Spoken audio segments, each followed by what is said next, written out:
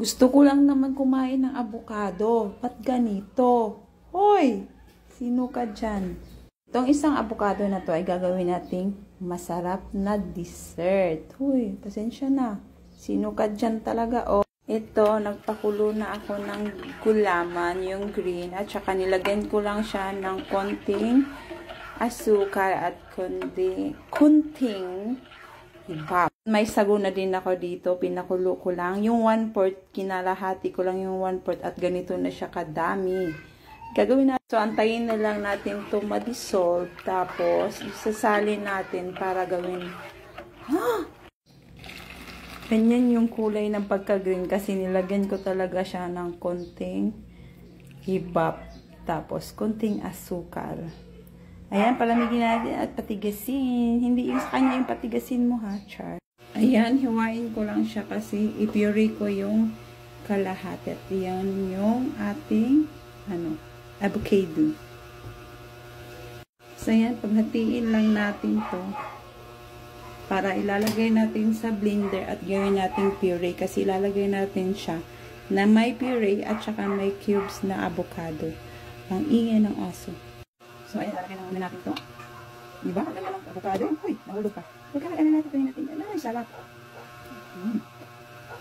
Ito na yung pangalawa. Ayan. Gagawin natin siyang puree. At itong isa, gagawin natin tong cubes. So, ganyan lang. Oh, diba? Ang ganda talaga. Matibay. Maganda pagka-cubes, ito natin ito kabalatang. Para maganda yung resulta. Diba? Ang ganda yung naging ko na avocado. Tatanggalin lang natin ito. Nasa iba ko. Ganyan lang. Dahan-dahan lang din hanggang sa mabuo siya. So, pasuloy na natin. Ito, tapos na yung isa. Diba? Ang ganda. So, maganda to pagka-cubes na natin. At ito, pangalawa na naman tayo. Uy. Ayan na. Malapit na tayong matapos. As you can see, ang ganda nito pag ating cubes na natin. Ganyan lang ha. Ganyan lang pag-batch. So, slice lang natin ang cubes. So, depende na sa inyo kung ano sa pag-iwan nyo. Okay? Basta ginanyan ko na lang siya, as you can see. Na pala yung avocado. Tapos ko nang naggaya. Tatlo pala akong angel condensada, angel evaporada, at saka angel condensada. Pakay naman, angel. Huy! So, ayan na, gagawa na tayo ng avocado puree. Para malasa talaga yung ating avocado dessert.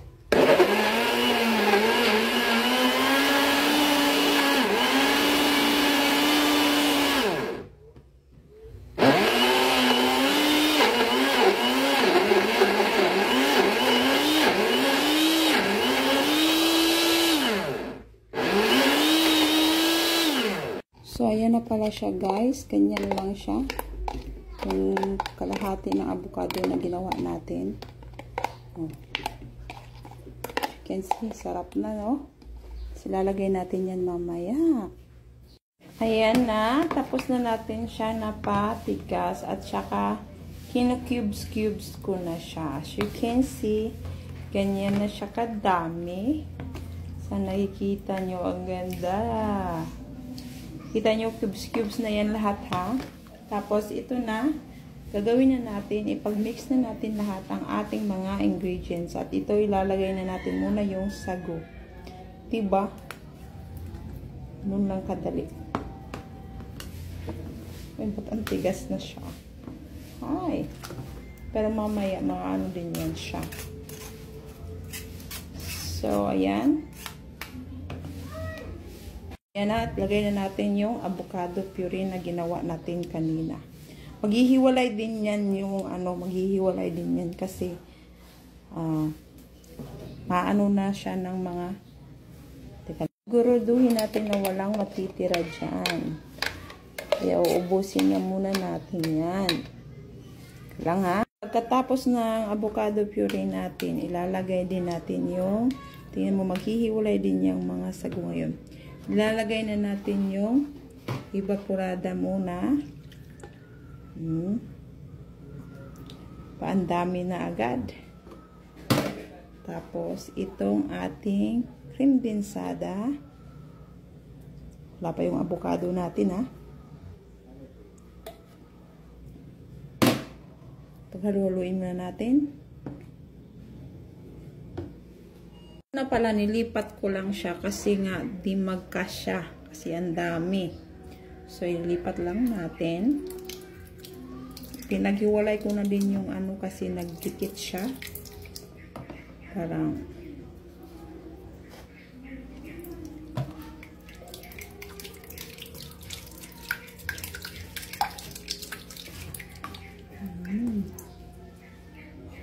yan ay continuous ko lang paglagay yung mga ingredients kanina kasi hindi ka ano. Kasi sinalin ko kasi hindi magkasya. Sa dami ba naman may sarong pa, may gulaman pa. Nakita niya. Tapos, nasunod natin ay ang condense. Oh. Grabe na to. Dalawa lang kami ha. Para 5 araw pa namin ito maubos. Kasi paborito kasi niya itong ano, ginagawa ko sa kanya. Kaya ito, papakita ko sa inyo para alam niyo din ang paborito niyo din. Kasi parang gusto ko pag, ano, pag uwi niya may makain siya ng katamis. Ganyan tayo katamis. Tapos i-mix-mix lang natin yan. See? Kita niyo yan? Sarap. Tapos ang sobrang lamig na to ay salt na salt. So ang last natin ay ang avocado cubes na. Kasi yun yung main natin ingredients.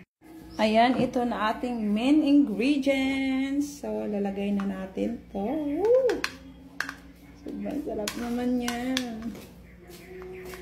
So dami ba naman yan? Akala mo ang dami namin ha. Paborito talaga niya yung avocado. Kahit sino man dyan siguro may nagaano na paborito nila yung avocado. Ganyan lang kasimple at siguradong ay gagawin mo din to.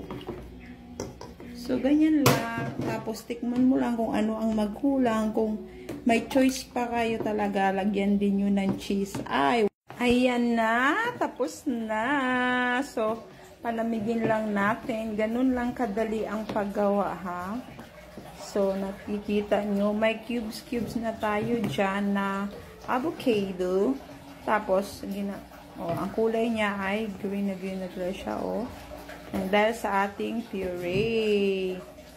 So, palamigin lang natin. Tapos, bago tayo kakain. Ito na, kumakain na ako. At saka yung kunti na lang talaga ang natira na muntik ko nang makalimutan na kailangan ko pala ipakita na kumain talaga ako. Oy! At saka yung iba, tingnan nyo. Ito na yung iba ha, ginawa ko na siyang ice candy. Sobrang sarap. Marami nang ginawa ko. Tapos, ito na lang pala yung natira. Muntik ko talaga makalimutan na, uy, nagkain talaga ako na sobra-sobra. Ito na lang. Tapos, ito, marami ako doon sa reparangan ilabas ko para ipakita ko sa inyo. Char. So, kain na kayo. Hindi ko kasi maubos-ubos. Oh, maubos-ubos namin dalawa. Hindi maubos-ubos. Kaya, ginawa ko na lang ice candy yung iba. Sarap talaga. Hindi nyo nakita kung gaano siya kadami yung laman.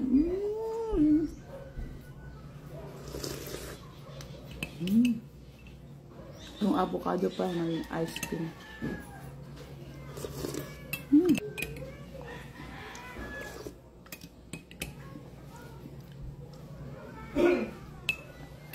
Yung iba kasi nilagay ko na may ano pa talaga siya.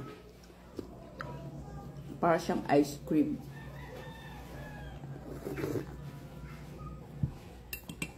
Cup.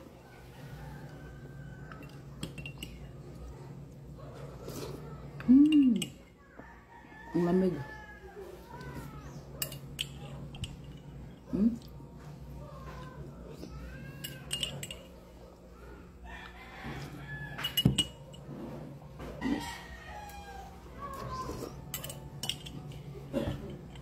Munti ko na siya maubos. Tapos hindi ko man na video pala na kumakain ako. Dahil sa sobrang sapi, di ko na nakalimutan ko na. Pero ito na lang.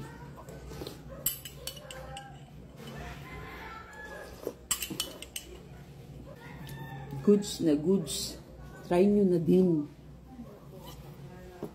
Ready ko na muna yung baon ng jusawa ko. Kasi alis na siya. Baka maputbol pa ako. Ito yung baon niya. Eggplant na may egg. Oh, di ba? Kuwali. Yan na. Ipakita ko sa inyo kung gaano yung nagawa ko. Ay, ilagay na natin ito. Oh, hala, hala. Hindi mo na siya maano. Ganyan lang, sus ko. Makikita nyo yung ginawa ko pagkatapos ko nito. Ayan siya. Isa na naman ang nagawa natin. Yung buo-buo kasi talaga to. Tapos wala na, naubos ko na kasi. Ako pa sinasabi na wala na. Manahimik ka na. Yung aming away.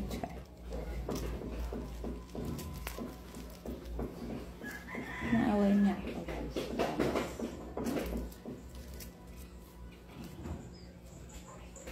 Ito, nakagawa na lang akong tatlo. Tapos kakainin ko na lang yung sobrang sabaw pa lang. Creamy na talaga siya. Uy. Para matapos na. Tanungin mo. Siguro, mas makapanya yung ano. Pero pag nakagusto na naman. Kain mo na.